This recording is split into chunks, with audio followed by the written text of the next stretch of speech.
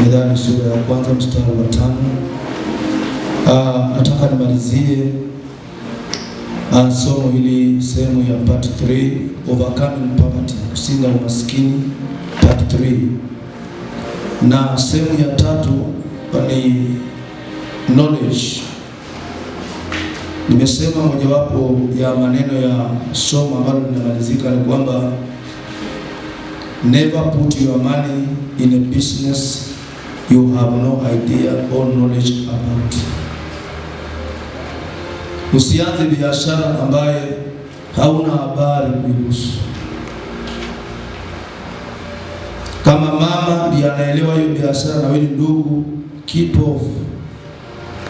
Acha kwenda kusumbua mama kazini na hauna taarifa.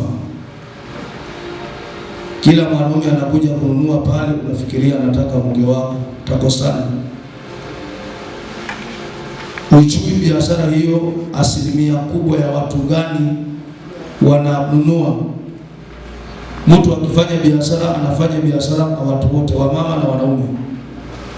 Sasa unaona mke wako anaongea na wanaume wakicheka na ni wateja, kitu inakwambia huyu anataka kuchukua mke wangu. Mnakosania vitu vya kitoto.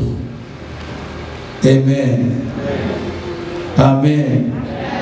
Na wewe si mteja wa mke wako, wewe unakula faida. Nimeanza kuongea, unajua knowledge. Kama msendi anafanya biashara yake na uijui, toa kimbelembele huko. He is your husband and you are her wife, but you are not the wife to the business. Asanteni kwa kunyamaza sana. Tunakoroga kazi zetu kwa sababu unadhania kwamba kwa sababu ni ya mke wako you can run it. Being a husband to a businesswoman doesn't make you a businessman. Kama mama na ujuzi wa kazi, mpe uhuru wa kufanya kazi, support it, muombe. Chukua muda wako kutia ile biashara nguvu ili hiyo kazi ifanikiwe. Mtu mmoja akisema amen, nitaendelea. Ndoa nyingi mnagombanianga vitu ambavyo havina faida kwa sababu unataka kuuliza maswali ambayo hata ukijibiwa. Kuna mtu anataka bwana yako, anatamaniki bwana yako sana. Mama anashindwa, hata sasa hivi nitamwambia, amemput off. Hata message imeingia akaifuta kwa sababu hataki iingize negative mind kwako. Unataka kuambie chenye amefuta. Amefuta kwa sababu hataki iingize negative mind kwako, lakini nataka kuambie kila ambacho hakutaka usikie. Jamani, nimesema ibada za leo sitalia. Nataka macho yako ikauke kabisa, tuangaliane mtu kwa mtu. Maana wengi tunataka kuwa matajiri, lakini tunaacha vitu vya kimsingi vya matajiri. Prayer doesn't make money. Maombi itawahi kupatia pesa kwenye akaunti yako. Itawahi kupatia pesa kwa akaunti yako. You need to do what the Bible says you must do to be rich. And you have to be rich in Jesus' name. Hii nyumba hakuna ujanja, kutajirika ni lazima. Sema amen nzuri. So you need what? Knowledge. Unahitaji kujua biashara ambayo unafanya ni nini. Nimesema kwa mojawapo ya mafundisho haya kwamba ukiingia ile gari yangu na ujui kuendesha gari na uiwashe, we will definitely expect an accident. And so many businesses, the results of our businesses are accidental. These are some mistakes ambazo zimepiga crack kubwa hata kwenye marriages. Tunachukua pesa tunaweka kwa kazi ambayo hatuijui, then tuna expect tulipe na tuna taarifa wala maarifa wala ujuzi. Listen carefully. Every business has its unique challenges. If you are not prepared for the challenges, don't start that business. Because the way you handle the challenges of your business determines the results of that business. Are you listening to me? Kuna biashara zingine watu wanakuja hata wanaume, na ni mke, mama, kuna wale si hata anataka mke wako. Huyo mwanaume anapanga tu hivyo. Ili mwanaume je hapa hata ule kucheka cheka tuna mama. Hata stima halina. Pesa kwa sababu ya kutojua. Hivi ndio unaongea. Hivi ndio unasalimia watu. Hii tabia usipoacha unagombanisha mama innocently. Maana hata ndio asalimiwa akitingizwa hakumwambia akuje. Umeenda hapo mkao. Hebu mwangalie na kumwambia you need knowledge. Mwambie sio stock, sio capital. Una maarifa. Hata uchungaji tunayofanya hivi, uchungaji sio kuchukua Biblia na unaenda unanunua mabati na mbao na unajenga structure ya 50 by 22, alafu unaandika hapo Jesus is coming tomorrow international ministry. Fungua Mathayo 2:3. Biblia inasema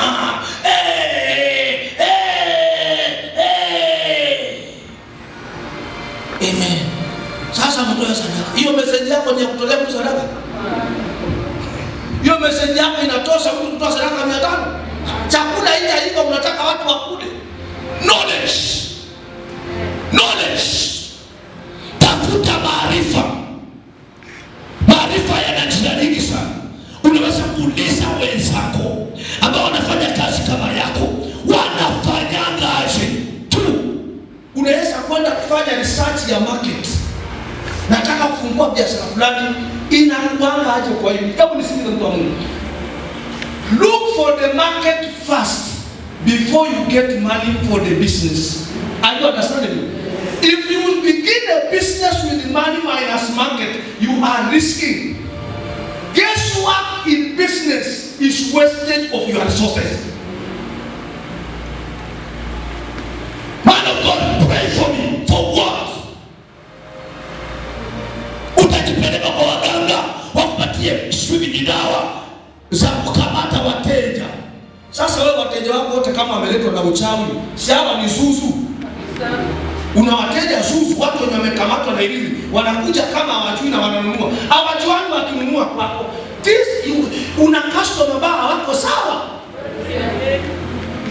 Mtu mwingine akiwa na another extra power anachota tena. Mwambie jirani knowledge. Mwambie mwingine knowledge. So you need to invest a lot in understanding the dynamics of what you are operating. Biashara yako ina changamoto gani? Soko langu ni akina nani? Wanapatikana wapi? High season zangu na low season zangu. Faida, changamoto, uzuri wa kazi hii.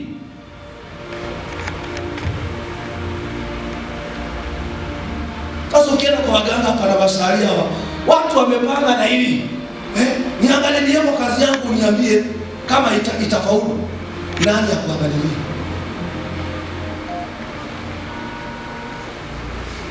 Unaanza biashara una habari, unakuja unatoa fungu la 10, unaita pasa anakuja. Na tutakuja sisi. Kazi yetu ni maombi. Lakini kazi yetu mimi si mwalimu. Mwalimu ndio huyo hapa pasa ni mwalimu, c'est professional teacher. Tukianza mambo ya science na nini, mimi na nyamaza huyo ananifundisha. Na ninasema yes sir, yes sir. Sasa hiyo usinilaumu, biashara ikaanza kushuka. Don't blame the anointing. Do you have the knowledge of what you are running? Unafungua biashara unakaa kungoja wateja. You don't even do marketing for your business. Safaricom imeajiri watu mpaka kwa contract na wengine mpaka kwa cash. Wanaenda mpaka kule Port Victoria wakitembea na kadi. Honest, transparent for you. Yako. Mkwapa wameenda. Yako ni ratatatata. Amen, amen. Funga maombi. Lebo sekretete. Mando no bobo sekretete. Amen. What are you doing? Prayer to train your business. Safaricom inasumbuka Kenya mzima na iko na maengineer wanatembea wakimonitor network yao imefika wapi. Mass zao wako wapi. Wameinvest in technology, wameinvest in marketing. Wasone cleaning, wasone majamba zao zile, magari ziwekwe pana, wanaweza kuja hapa road show 1 week Mngoma peke yake. 1 week wakiuza kadi kwa 50 bob kadi ya 100, wapoteze 50 wiki moja na wapate milioni 50 kwa mwezi. If you don't know the art of business, look for a job, be employed.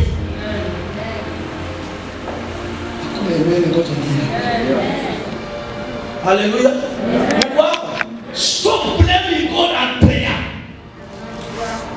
Don't operate what you don't know.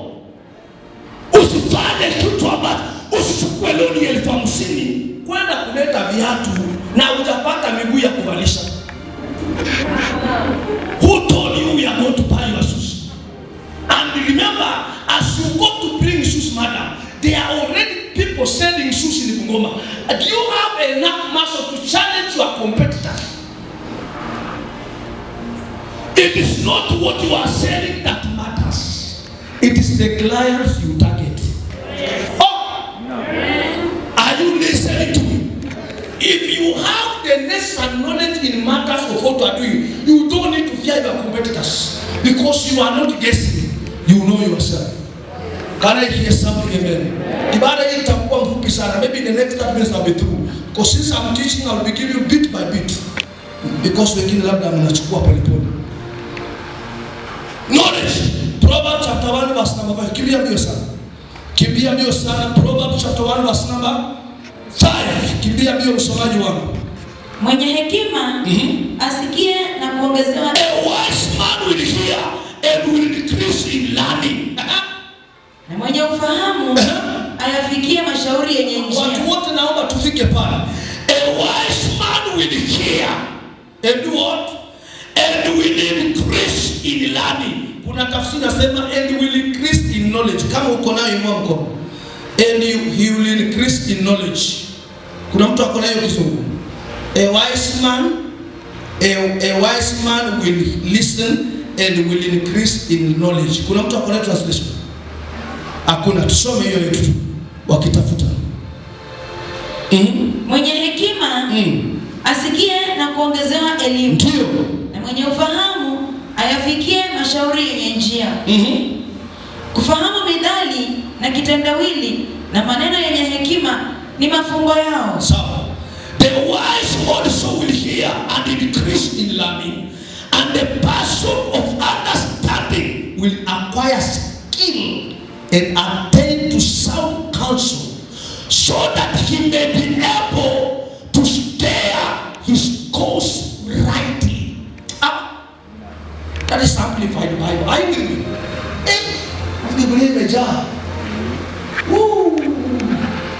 The wise also will hear and increase in learning, and the person of understanding will acquire skills and attain to sound counsel, so that he may be able to steer his course rightly, not deceitfully. Kuna watu umeanza tu biashara yako hapa, unaanza kuuza vitu vya plastiki ama chochote, 1 week later unakuta watu wameanza kufanya kazi kama yako. Wasiwahi kukudisha. Watu wanaokopi maono hawananga idea. Watu wanaokopi maono yako hawananga future. Watu wanaokopi maono yako hawananga next step of action. Wanategemea wewe. Learning, empowered na knowledge ya kazi yako. Kipindi wateja wamepungua, chukua muda kufanya research ya kutosha na unaandika. Hakuna mfanyabiashara na diary. Kama una diary, wewe unasindikiza watu wanafanya biashara. Wewe ni msindikishaji. Hakuna mfanyabiashara ananga diary. Where you are now, where you will be tomorrow, and how you will get there. That's the life of a businessman. A businessman doesn't go to bed in the night without knowing where to start tomorrow. Can I hear big amen here? No businessman enters into bed without the knowledge of where I will start. Kwa hiyo biashara ulanga asubuhi ya sasa niende hivi. Ngoja niende.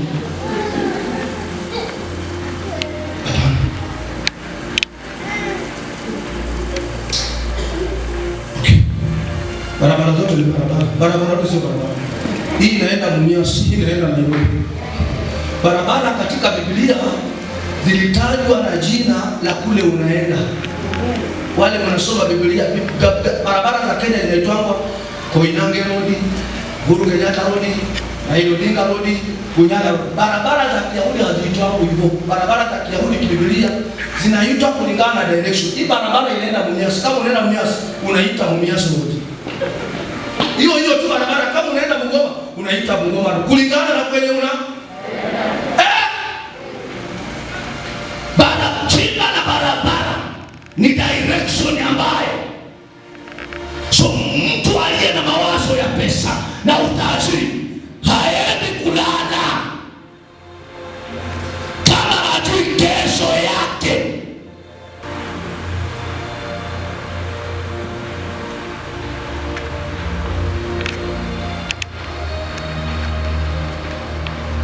Uko kazini ni saa 11 na umeanza kusinzia, usiku utafanya nini? Usiku unaenda wapi? Unajua kwa nini watu wanaenda mchana? 1, hii si mahubiri, andiko unaweza kumbuka tu. 1, kukula sana. Number 2, kukosa mawazo. Wewe ni mtu una bills na unalala, mawazo yako haiko sawa. Mchana. Number 3, wrong diet. Unakula jioni ugali kubwa na nini na samaki na mboga za kienyeji, alafu unaongeza maponi ama githeri.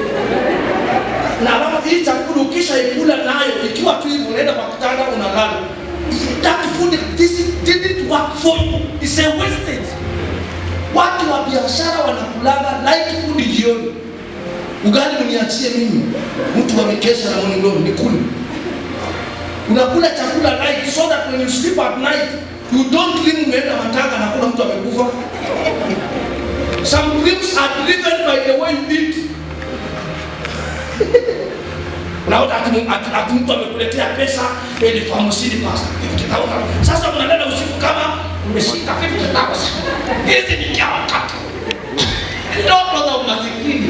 Pesa zipatikanaje kwa blanketi? Zingekuwemo, sisi tungekuwa tulizipata kitabu maana you only 20 and 40. Watu wanaisoma na kulijeji. Basi nililala, hiyo ndoto sio mchezo. Hiyo ndoto niliona tu kabisa mtu amevaa kinyasa ya white na amenyoa nywele nyeupe kabisa ilipatia 1 million. Lete. Na kemea kidogo inazuia mtu asije. Na kemea roho inazuia hiyo. Huyo mtu hakuna illusion. Kama pesa zinapatikana kwa ndoto. Yusufu na ndoto zake angekuwa na pesa mingi sana. Haleluya. Inua mkono wako na mnena usema amina nzuri. Sema amina nzuri. Praise the name of the Lord. The wise also will hear and increase in learning. Chukua muda wa kujua kile haujui kuhusu biashara yako. Tafuta maarifa ya kujua kile ambacho unafanya. Knowledge. I like listening to Tanzania TBC, Tanzania Broadcasting Corporation.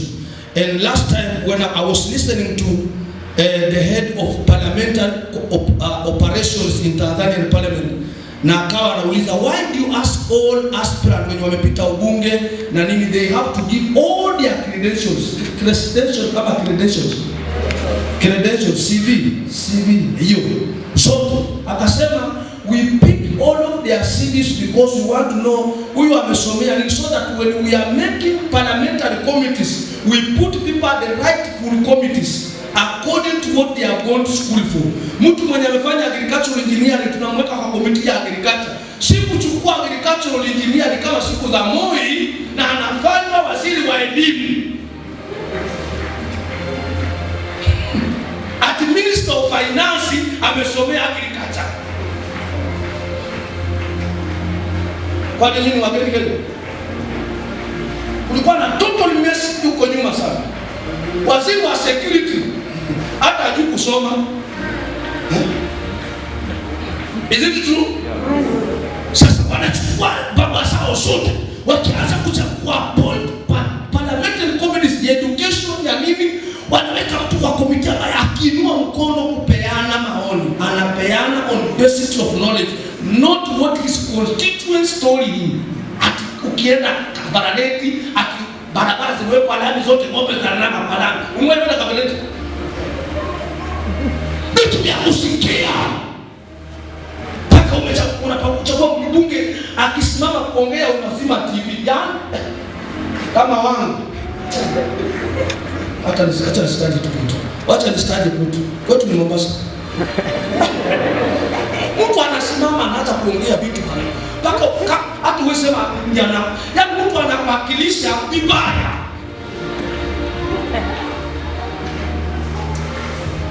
Ubishi na adui. Knowledge.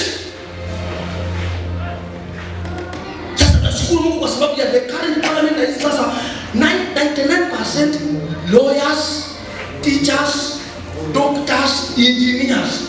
Watu wanaongea baratu kama ndugu ya Kajwang'. Napenda kale kijana. Kanaitwa nani? Kale kachukua badala ya Kajwang', Senator Kajwang'. Yule jamaa akasikangi. Unajua wasomi hawabishanange. Unabishana nini na una facts? Napenda Kajwang' sana. Ile jamaa, he was the right person to replace Kajwang'. Hata amefed yule ndugu yake wa kifua yule. Amemfed completely. Amemfed huyo anaongea sana na lawyer. Amemfed. Anaongea huyo na Kalonzo Junior. Those are my friends, you know. Siwani vile tunavaa kama. Nichagulie wapi? Kibunguchi? Nichagulie wapi? Nani wapi? Hapa ni mga. Hapa ni hawa kina Muriko ni. Muriko. Ile ya kampuni yangu. Nyoro, Ndindi Nyoro. Vijana na kasi. Smart. Mtu anaongea na abishani, mtu msomi abishanaji. Ukiona mtu anagi hapa hajaenda shule. Unaagi una nini na unaongea ukweli? Argument ni kutetea uongo. Lawyers don't argue in court. Nakwambia cup 6 plate this na blanket this inasema hivi. I don't argue. Enda uangalie Cliff Mbeta akiagu kesi yake. He doesn't argue. He doesn't wrestle. He just gives back and laughs. Case in dangerous na anacheka. Because if you have the fact, you don't need to fear. You fear because you lack knowledge in what you are doing. Why should I fear? I know what I'm doing in Ngoma. Ukija hii town na mahubiri na vituko, mara unakaa kwa hewa, mara unaombea vifuli ati zitafunguliwa watu wabarikiwe. Kuna siku vifuli zitaisha. Fanya vituko tu, mara unaogesha wamama matiti, mara unawanyanya matiti, mara unaombea breast and milk ministry. Fanya tu, kuna siku breast na milk itaisha. It's true. You need to know what you don't know. Yeyote ambaye ako mbele yako ana kitu anajua wewe ukijui. Anayekuzidi kwa chochote ana maarifa kuliko yale ambayo wewe unajua. Sasa kama hujapata opportunity ya kwenda shule over what you are doing, fanya urafiki na watu ambao wanafanya what you are doing and they are doing better than you. Wakufundishe, wakuonyeshe njia, wakwambie mama ndio unaenda hasara. Hii tunachukuanga mahali fulani, hii tunapelekanga mahali fulani, hii tunanunuanga mahali fulani. Ukileta hii mzigo kutoka duka ya nani, hutawahi pata faida. Huyo anauzanga gari. Knowledge.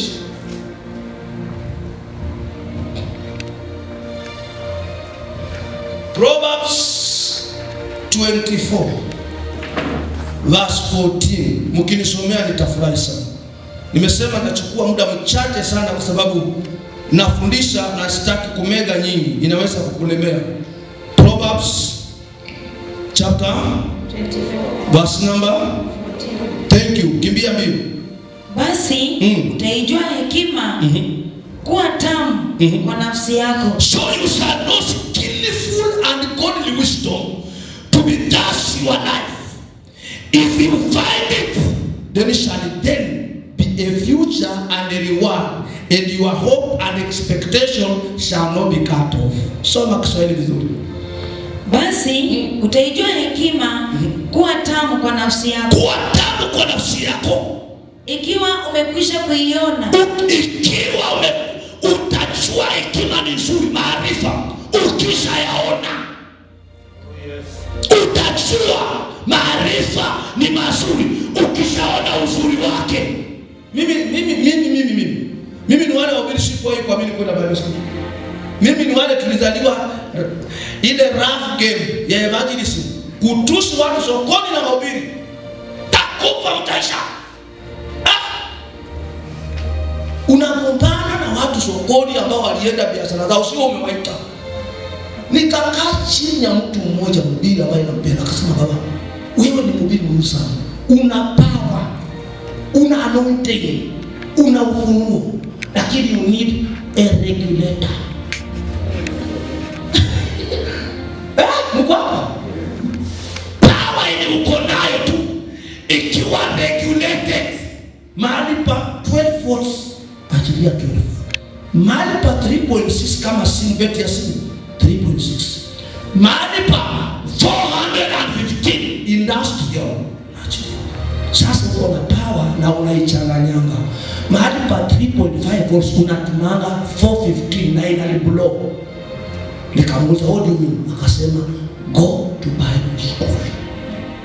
Wow, manage your power ili iwe useful, because unaweza kuwa na lot of power, ikikosa regulator inakuwa useless and harmful.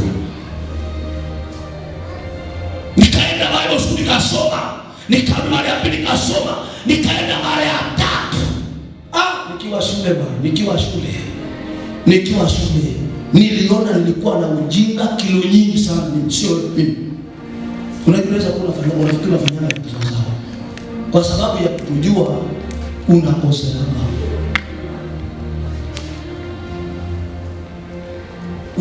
Kwa biashara, unafanya biashara, unauza mchana, unauza unavuta roho na unatoa 5,000, unaenda kufanyia kitu ambayo hukupangia bila records, bila kuandika mali. Minus 5,000 nimefanyia kitu fulani. So that you are able to make financial record, you must be writing every money you withdraw from your business. Kutojua sasa mwezi inaisha, lakini sioni pesa mali nafanya nini? Any man without wrong record cannot be located. Don't treat business like anything else. Ukichukua pesa wa kazi yako, andika ikusaidie kujua unafaidika ama unaenda. Inaitwa financial discipline. Hata vile umetoka nyumbani ukija hapa kwa ibada, kabla hujavaa nguo yako ya hiyo nzuri, umevaa smart sana by the way. Wale pia mnakasirikia kuambia umevaa vizuri. Nasema umevaa vizuri by the way. Kwa tu smart sana. Sana. Hiyo rien iko rada. Kwa smart. Kabla hujakaa hiyo rien, unajiambia ninaenda kanisani, mimi ni mtu mzima, Mungu amenibariki, ninapata pesa na mshahara. Ibada ya kwanza 1,000, ibada ya pili 3,000, ibada ya tatu tatoa 500, alafu naweka, alafu hii 2,000 in case neema itakuwa kubwa, mtu wa Mungu aumbiwe na Mungu kufanya zaidi, hii nitaongeza. Inaitwa planning.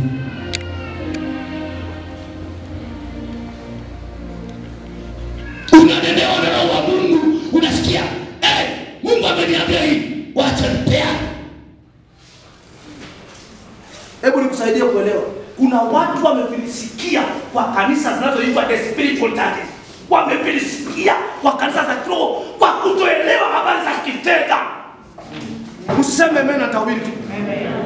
Kuna watu wamefilisika kanisani kwa roho, emotional giving, emotional action. God doesn't train us to misuse. Every giving in the Bible, every giving in the church is described in the Bible.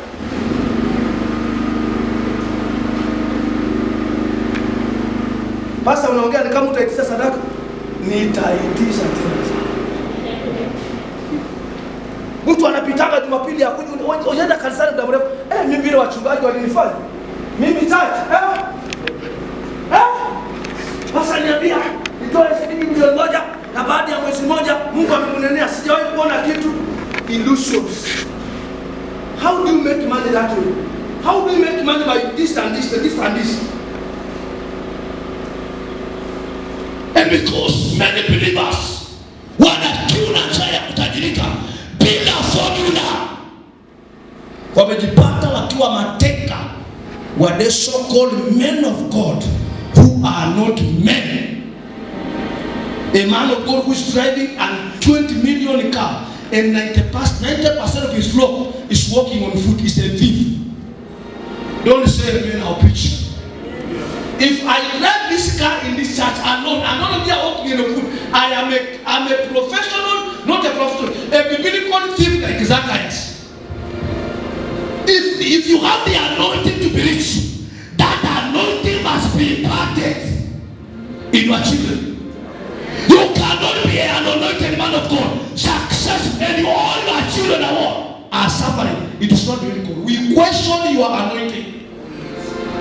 Washirika wote ni wamevaa tu, wengine wamevaa viatu kwa size, kama ni wanaume wamevaa madongi kama marampas, kama ni wamama maskati ni baki. Pasa peke yake ndiye ambaye smart. Jamani, kama upendi hivi usikuja hapa kazaliwa. It is the reality. Lazima tufanane. Who do you imitate? Who is your example? Who is your role model? Nikifanikiwa unafanikiwa, nikiinuliwa nikiwa na watoto na nyinyi mnafanikiwa. Haleluya, amina, haleluya. Hakuna uganga wa kienyeji. Kwa hiyo mafanikio ya baba lazima itokee. Don't tell me God is using you when your children don't see your God. Don't tell me you are anointed when your children don't see the anointing. Say total die. It's a biblical conmanship. Nakuta kanisa ya mabati, gari imesimama hapo ya pastor, na hakuna mshirika hata mmoja ako na gari. Hata mmoja hana. Gari inasimama kanisani moja. Na breathe anointing. Come this Sunday you see what? I thank God I'm not you, I'm a pastor. I wouldn't go to a church like that. I buy land, you buy land. I build house, you build house. I become rich, you are rich. Wale watu nimekaa na nyinyi miaka 10, muda wenu unaisha Disemba. Utafute pastor. Kama umekaa kwa miaka 10 na una plot Disemba, ndio mwisho wako. Hapa. Na ukikaa kwa next year umejilazimisha mwenyewe. Sikutaki. I'm serious, you know. Kitu kitakutoa hapa tu. Where are we going? Tunaenda leo hapa. Where are we going? Tunaenda leo hapa. Miaka 12 nimetembea na wewe. Nikafika kwangu. Wewe ulikuwa unaenda wapi? Nyinyi ndio mmechangia nyumba yangu 98%. Nyinyi ndio mmenunua gari yangu ya kwanza na ya pili. Why are you that way? Msiseme amen na hizi tamu. Tunaachana Disemba 31. Nitakuombea ibada ya kuvuka mwaka. Lakini tarehe moja utafute pastor. This is not a religion. This is a Christian church. Christ-like. We do what we see our Father. Unasikia baba? Kimbia ni kama umekuwa na kitu. Kuchukua neno. Utoke kwa aibu. Wale mnasikiza ile siku utatoka Januari uende kwenye utaenda. Ndio utakuja kujua ni nini nilikuwa nakwambia ukiwa hapa kanisani. The day you lose me as your pastor, ndio utajua nilikuwa nakwambia facts. I've seen men of God building their houses now just because they saw me building. When is the position of their church members now? If they could not initiate it, they saw me do it. What is the status of their flock? What is the status? Some of them even go to speak very daring words. Mimi simunijengea kama pastor na tu. Now I am the bishop. Unasikiza basa? Ni kubaya kumegoka. Ili yetu mazeni kali. Hakuna rada. 12 years. Wewe miaka yako ya hii kanisa, miaka yako ya kapa kanisa ni sawa na birthday ya ndoa yangu na yangu. Tunanyoa ndevu tukimwaga tu na hakuna kitu. Utajipanga. Parking yako hapa hakuna. 12 years hapa. Shalom Miracle Church. 12 years. Ati wewe unaitwa caretaker. Majina ya madharau. Unagombana na watu kwa plot zenye sio zako. Ati wewe unafungianga watu wenye wajalipa. Wewe kwenda huko na kifuli yako hiyo. Unakuwa mkuu anga kwa plot. When we resign from that shameful position that is not in our constitution. Naongea mambo magumu unataka ume. Ndio between now and December uamue kwa jina la Yesu. Sema amen ya fujo.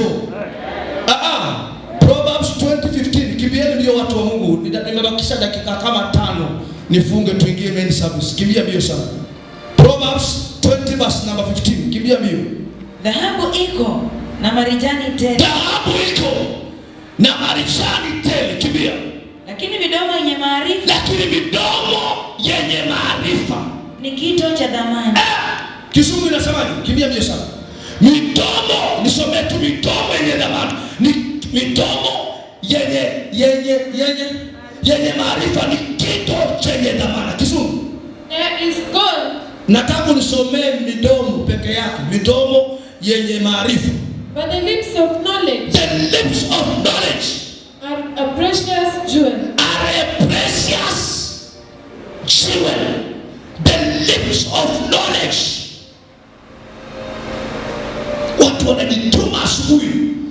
watu wanachapa kazi, watu wanashughulika.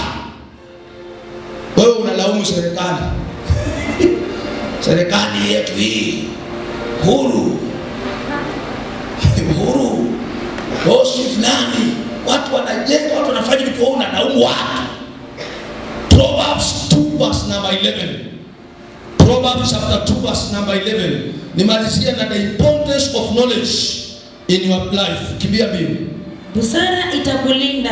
Busara itakulinda. Ufahamu utakuhifadhi. Kizungu. Discretion shall preserve you. Knowledge will preserve you. Understanding And understanding shall keep you. Knowledge will do what? Kimbia mbio. Will keep you. Kimbia mbio. Discretion shall preserve you.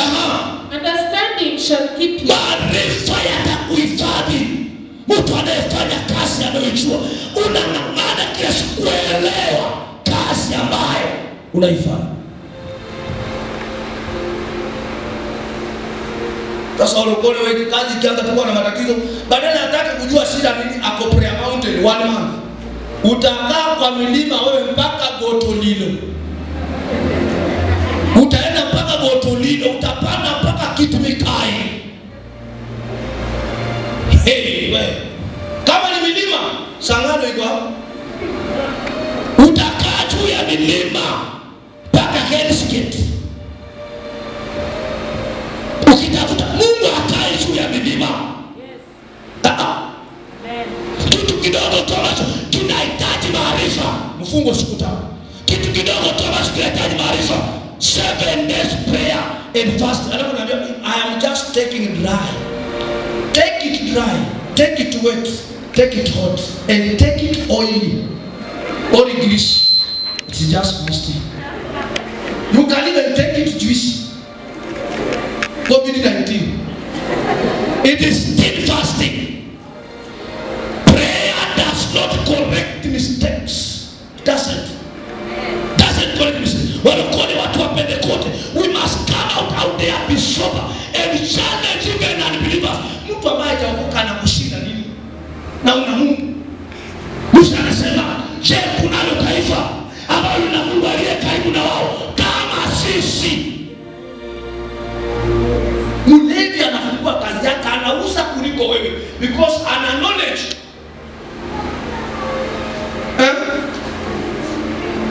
Imagine, hebu sikiza. Kama walevi wanaweza okoka wote, wale washirika wangu, na nyinyi wote mbackslide, basi zitawahi kuwa na mateja. Because even you don't even believe it. Walevi wanakunywa every day mpaka saa 9 usiku. Siku ile walifungua kwa kusema sasa hakuna curfew. Walipatikana wamekunywa mpaka nasema tuna conversate. You don't drink and you don't drink even. Nyumbani ndio saa 12 na pesa una. This guys drink until midnight. I wish you go to Nairobi wakati hakuna curfew. People drink the whole night. Mtu anatokana basi saa 9 anaenda 2 hours na anaoga saa 2 amelala saa 9 akitoka baa na anaamka kuliko mlokole mwenye alilala kuanzia saa 2. Sasa mlokole saa 1 ndio sasa anakuta kama akamasi ya babu imejaa kwa kichwa.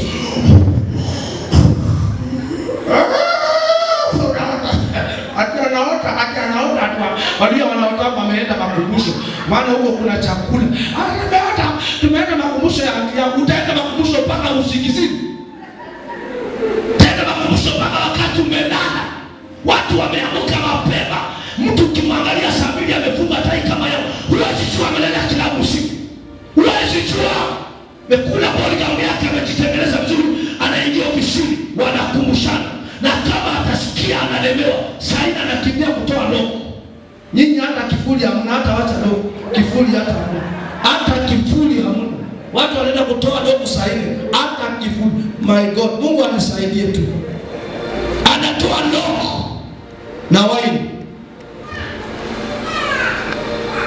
Wanaelewa siri ya kazi. Ni ombi langu wanangu, tushike yale maono. Tushike hiyo neema. Tushike hiyo maarifa. Sema amen ya fujo. It is important that you also get the product. Sorry. Nimerudi nyuma sana. Let me finish. Let me finish this. Importance of knowledge. Importance of knowledge. It saves you from wasting time. Ukifanya kitu unachokijua, it will take you less time than doing what you don't know. Knowledge saves you a lot of time. A lot of time. Nilienda siku moja kununua, inaitwa nini ile kitu ya kupika mama? Ile mashine ya kupika. Kuka, ile kubwa ile ya ile ya meza ile ya kupika iko na mabuttons hapo nyingi. Inaitwa nini? Ya kupika iko chini, unaweza pika keki. Sio gas. Hii meza inakuwa na batoni nyingi, unaweza pikia nani keki. Ina meko kama ile hapa napika chapati, hapa napika mchele. Kuka. Sio oven. Ni kuka. Hii meza kubwa hii. Sasa hii. Nilienda kununua hiyo. Sasa nilipokuwa nanunua nikaitwa nikamwambia nataka unipeleke through physical training ya hii kitu. Nitasoma karatasi lakini nionyeshe. Kaniambia button number 1. Finya ndani nikafinya. Zungusha nikazungusha. Na ameweka kwa gas ikawaka. Kazima. Akasema ukitaka kuongeza power, enda button ndani, finya ndani, finya, zungusha, zungusha. Ukitaka kutoa, unafinya ndani kwanza. Ndio kurudisha. Alafu hii ya chapati inatumia moto peke yake. Unaweza iwasha na stima kwa kuweka kwa socket au upige kibiriti. Akanionyesha. Akaniuliza na pasa ile ndio. Lakini wewe sikiza my friend. Hebu sikiza watu wangu. Don't pretend you don't know. Because the results will fail you, will disappoint you. Kwa sababu mimi ni bishop na naanga suti ya bei na tai ya bei, haimaanishi najua kila kitu. Sasa ni kijana mdogo tu. Ni mdogo tu analipwa pesa kidogo, lakini kwamba analipwa pesa kidogo na ni mdogo haimaanishi ninajua kumuliko. Sasa unabebana na kitu tena naye nyumbani, unaanza unaulizwa na si ufungue. Sasa hii inakuwa aje? Ulitoka nayo kwa duka aje? Because you fear people wanasema wewe hujui. Look at it. Ignorant. Look at it. Lack of knowledge is not foolishness. It's just ignorance. There's a difference between ignorance and foolishness. Foolishness ni ujinga. Ignorance ni kutojua. Sijui. Unasikia bila kuuliza. Unasikia wapi? Unasikia wapi? Ukinunua kitu usiashuma ati wenye watu wanakuonanga ndio hivyo. Mama, mzako kwambia pika kuku na ujui. Mwambie baba na mimi kuku sijui kupika. Hii kuku acha tu utatafuta mtu atakuja na wewe mama kwambia sijui shaka kuanza kurukaruka. Wewe ni mwanamke gani? Ni mwanamke huyu. Unatafuta jina yake na unamjua.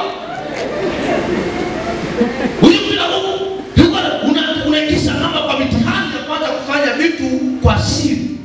Maana atakuwa anaita watu wanamsaidia anajifanya yeye ndiye ambaye. Usigombane mtu akwambia hajui. Haleluya. Bwana Yesu asifiwe.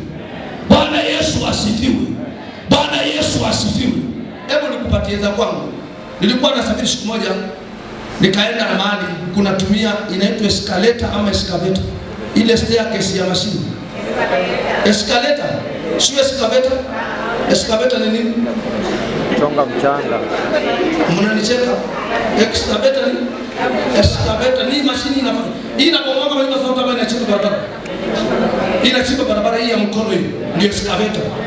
Na hii ni escalator. Sasa nilikuwa naenda kwa international launch ya ndege.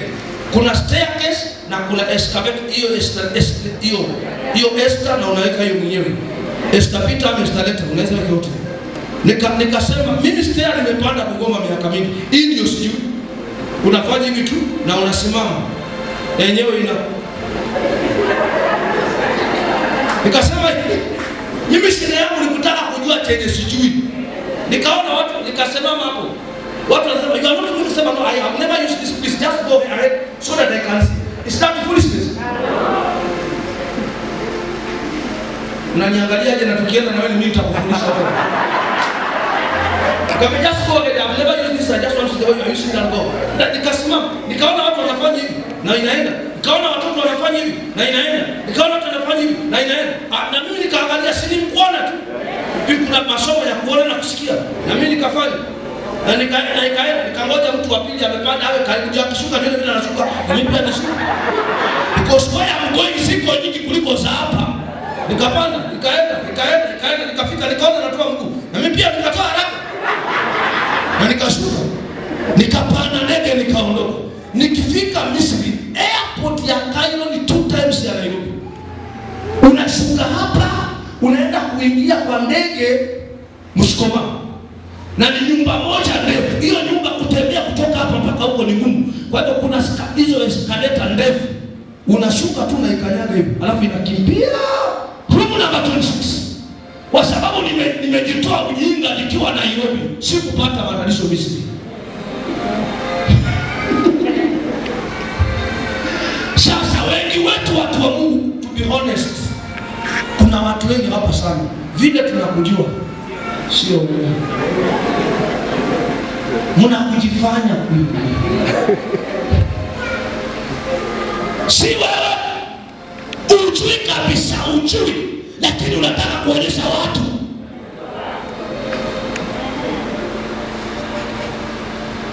Juzi nimeenda mahali nilikuwa natununua dawa ya mafua tu mzima. Nikapata jamaa amesimama. Kulikuwa na watu kama 3, ninajua mwenyewe huko. Sasa niliposalimiana, jamaa alikuwa amekaa hapa kwa mzee tu. Yule mwenye duka amekaa. Nikaanza kumwambia nasikia hivi na hivi. Kaniambia ilianza lini? Nikamwambia, akasema umetumia dawa? Nikasema hapana. Ndio akasema unatumianga dawa gani? Nikamwambia enda ukali. Enda huko. Kisani, unajua dawa? Daktari na mgonjwa. Nani anaambia nanga dawa? Unajua makosa hiyo kitu aliniuliza ndio mnafanya. Unaenda kwa maduka ya madawa ukisema nipatie dawa fulani, mimi natumianga dawa fulani. Wewe una dawa yako? Nikamwambia toka hapa, nitie daktari. Nini boss? Akasema ninasikia hivi na hivi, unaweza nisaidiaje? Akasema na akaanza kuongeza. Na pia hii unasikia. Na pia hii unasikia. Kuna companies za ugonjwa ambazo zinasaidia daktari kujua the really thing in unasema, because there are some sicknesses ambazo zina share symptoms. Na ujinga wangu najua hiyo. Pamoja na ujinga imenijaa hiyo ya kutoenda shule sana. Najua hiyo. Dawa si maandazi. Mnarejea na Kenya Poison Boards. Kampuni ya hawa na watu wa kuuza Cobra na Python ni moja. Zote ziko na poison. Poison board. Patia bana yako. Nakula vipi? Amoka. Usaidie Sonadola. Kamwambia baba wewe sika, akasema yeye, akasema nikamwambia akaniambia umetumia nini? Nikamwambia nimetumia dawa inaitwa Flugo. Kwa muda gani? Nikamwambia imebaki ngapi? Nikamwambia. Kaniambia kwa nini unataka dawa nyingine? Akasema this is doctor. Kaniambia pastor, homa inakuwa na kitu kinaitwa viral. And viral haishandi haraka, inaweza kureact kama inapoa, ikirudi it is treating. Finish the dose. Kuna watu wamejaza madawa kwa nyumba mpaka zingine ujui majina yake na nini, maana huko kanisa. Mseme amen hapo. Hebu watu wanapenda kusema. Nabii Bible unaweza kumeza inapoa na inarudi ndio bado inaendelea ku. Nikakumbuka hekima ya ukija nikamwambia pastor, ukiwa na malaria ikiwa juu, kuna masaa ukimeza dawa malaria inabidi sometimes yote inapanda inashuka. Haimaanishi ugonjwa unaongezeka. Huyu sio pastor. Ni engineer tu wa dawa. Mungu. Sasa umesimama kwa kaunta unauza vitu vyenye hata wewe. Unachukua pesa unanunua tukutuku, haujui hata bei ya staka ya tukutuku unapea mtu. Sasa ndio unataka mama. Hiyo tukutuku imeleta pesa, haijata pesa. Mbona wewe mtu kama ameanza kuaibia? You don't know the business you are running. have any knowledge. You don't know the clue of the business that you are running. Knowledge. Wanangu mko hapa? Hebu msaidie mtu aliye karibu na mwambie pastor anasema knowledge. Mwambie bila uoga knowledge. Chukua muda wa kutosha. Kama biashara yako inakulipa vizuri na unaweza kwenda shule, enda tufanye kitu kinaitwa business administration. Usimamie biashara yako kihalali na kimaarifa. Si kwamba kuchukua pesa na kuweka kwa counter na kurudisha change ndio biashara.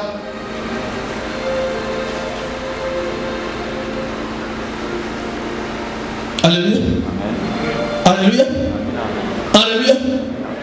Ibada hii haleluya. Importance of what?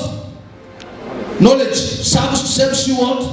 From wasting time. Number 2, gives you the understanding of what you are doing. You understand what you are doing.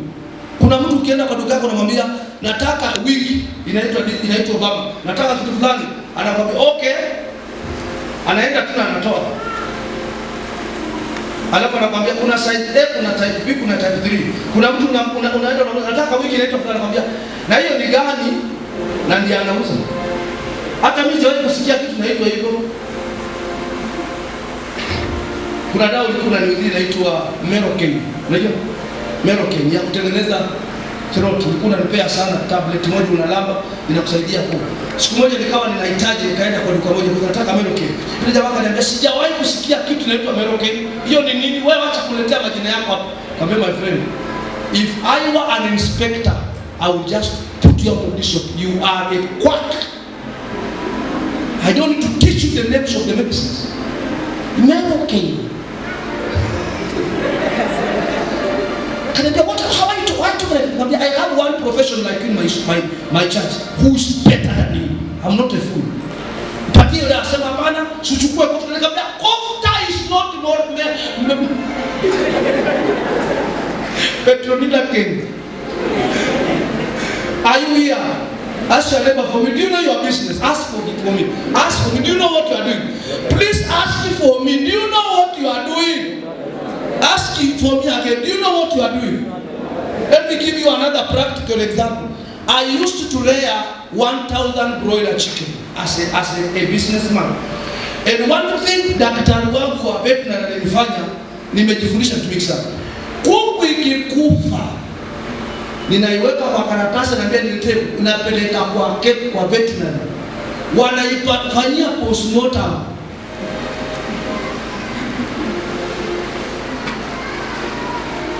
Anaangalia na kwambia pasa ilimeza soda na ikaidunga isi ugonjwa. Don't buy medicine. Ask your neighbor for me again. Do you know what you are doing? Muulize tena. Muulize mara ya tatu kama si jeuri. Asante. Yakesi.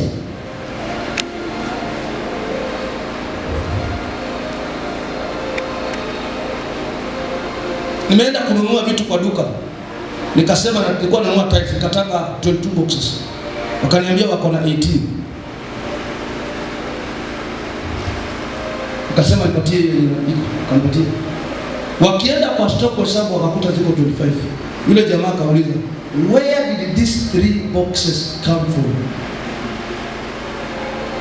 Where usisema ati afadhali iwe nyingi isiwe less. Kuwa na nyingi kwa store yako yenye hujui, tafsiri yake ni kwamba kuna kitu ilikuwa inacheza. Ikiwa less umeibiwa na ikiwa nyingi umepanga kuibiwa. Ninyi mwende nyumbani ni kama mjaelewa ile. Mnasikia pia anamuuliza, akauliza, "Why is my system telling me I have 18 and there's 23 in the store? What's happening?" Akamwambia, "My brother, let me ask you on behalf of your staffs. Somebody stealing here. There's a thief listening here. A thief is here. And if you give me a permission, I can use my spiritual power to show you a thief here." Akamwambia, "How pastor?" Akamwambia, "Look at the eyes. Whoever is not looking in your eyes is a thief. Thieves don't look in the eyes of the person. Wanaangalianga miguu ya watu. Because they don't have the courage to face the strength of your eye." Ukiona mtu anaanza kuongea na anafanya hivi, mwizi. Kasema tips, there is a thief here. Don't punish everybody. Give me an opportunity to pick out a thief for you here. Number one, let's kuangalia kwa macho. Mtu wa kwanza wakati tunauliza nani ameiba, mwenye anatanguliaka kujibu ndio mwishi. What are you defending? And you are not the person who took it. Hata kazini kwako kama unaibiwa, just pay me. I will come as a professional. Just pay me. I'll come and bring a parade all your workers and look in the eyes. I'll tell you, this one is a thief, sack. This one is faithful, don't sack. This one is a thief, sack. Because a person who steals from you will never gather courage. Hata kama anataka kitu atakuwa anatuma mwenzake akuja sema, ambia boss na uko hapo. They don't have the courage. Anaweza kuja kazini hata siku nzima anataka kuja kukuongelesha, anapitia tu kwa migongo ya watu. Unajua ameanza kuiba vitu zako. Now somebody is the pastor, nimegundua mwizi wangu. Don't sack him, give him time. Number 3, saves you from losing money. Knowledge will save you from losing what? Money. You will not lose money because you don't know. It saves you knowledge from losing money. Kuna mtu alikuwa anauza duka viatu, amejaza mabox. Siku moja akasema anataka kuangalia biashara yake vitu zenye jogo. Akakuta hizo box zote hakuna viatu, ni box zilizobaki. Alipoanza tu kusema shukisheni box na hesabu, mwenye anaibanga alitoka mbio. Pika stock yako peke yako. Hakuna kitu ndani. So you have to be, don't trust people with your money. Money has a spirit. Don't overtrust your workers. Amina. Saves you from losing what? Knowledge helps you understand the challenges of your business. Every business has its challenges. When you have knowledge over your business, you'll be able to handle the challenges that accompany what you are doing. I will be handling in the next topic, part 4, communication. Andika hiyo. Series yenye inafuata next service nitakuwa naongea kuhusu communication. Communication. Tumetoka kwa knowledge, tunaenda point number 4. Communication. You cannot be an effective businessman or woman if you are not an effective communicator. Tell your neighbor what I've said. I'm not hearing you. Come on, I'm not hearing you. 1, 2, 3, tell your neighbor. Tell your neighbor, you cannot be what? You cannot be an effective businessman or woman without what? Effective what? Communication. Kuna waidi wamekaa hapa mpaka wanaongea Kiluya. The need for the business. Kuna washungu wamekaa Kenya mpaka wanaongea Kikuyu na Kiluya. What? Do you know the Catholic fathers kama anakuja kuwekwa diocese ya Bungoma atafundishwa kuhusu? Do you know they go to the class? Are you aware of that? Ask the father to tell you. Unaweza pata mzungu ako Uganda, Kampala. He speaks fluent Uganda language. Kwa madhabahu akihubiri kwa misa ya Catholic. They learn the native language so that they can easily communicate. A language can be a barrier between you and your clients. That's why it's very dangerous kufanya biashara na unahipu watu wa kabila yako hapo. Sasa mnaongea lugha ya kwenye nyumbani. Mtu akija wa hiyo kabila anasema pale hata watu wanaongea tu mother tongue.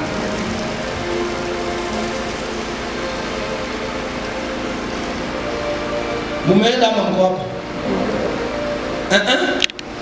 Mumeenda ama mko hapa?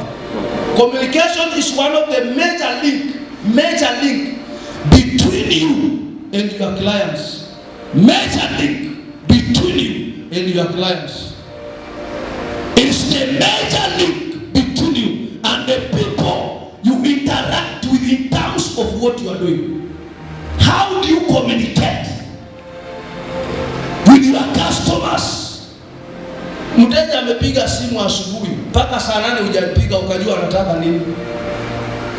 And you are very comfortable in my service here. You listen to me. Ukiona miss call ya mteja wako hata kama ana shida, mind yako inakuambia this is money calling. It is money calling my phone. Money calling.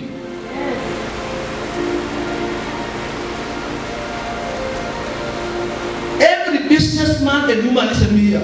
Your phone is not supposed to be off because your business is partially your shop. Umeenda? Simu yako kwa sehemu ni duka lako. Umeenda? Haleluya. Bwana Yesu asifiwe. Mimi niko na line karibu 10 za simu. Hii ni Kenya. Niko na line nyingi sana. Na kuna line ambayo hata ukapiga saa ngapi utaipata. Kwa nini? Hiyo ni prayer line. Ukinipigia na hiyo utanipata. I want to be reached because I cannot be a pastor without people. So I must have a line ambayo mtu akitaka kuniongelesha iwe kwa uzuri ama si kwa uzuri, unafungua simu unakuta try to call na unaangalia ni mama fulani anatoa mzigo kwako, alafu unaacha. Na wakati unafanya pigi, mtu amekaa kama akingojea Saida ambaye unapiga ameshaenda kwao Cheptais. Some of you have a very unasikia aibu. Twende simu. Unaambia wateja kitu ambayo ustahili kuambia mteja. Ustahili kuambia mteja, ustahili kuambia mteja huku nipata kwa sababu fulani. Mwambie mteja I'm sorry for not reaching me. Explanation ya excuse inaanza kuwa trust ya mteja wako.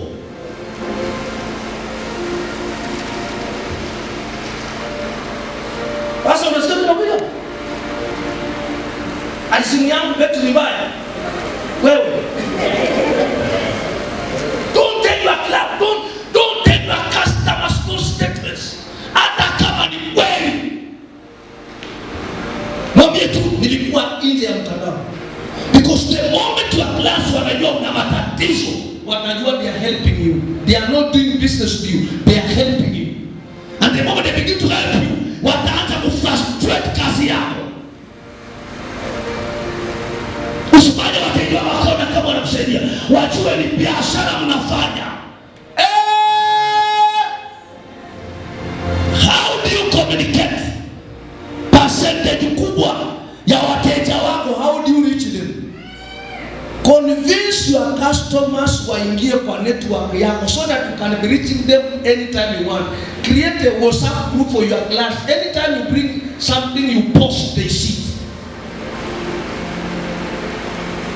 Badala ya kupiga picha kama unakula ugali na kuku nusu na kuweka kwa Facebook, weka nguo zenye unauza na viatu. We are not going to buy you. Smile and laugh. Maisha yotufikisha hapa ni wewe, sio sisi. Weka mzigo wako kwa Instagram, weka mzigo wako kwa WhatsApp, weka mzigo wako kwa... Yani, wakati mko anaangalia page yako, kuna biashara inaongea.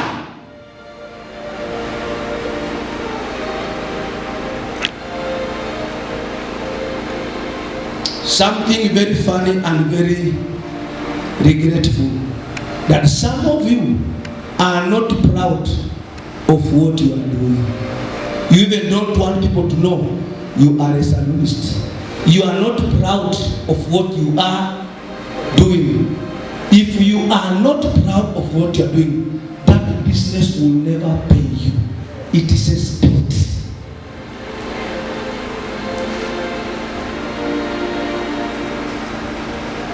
Umeandika pointi gani ya mwisho? Ifunge.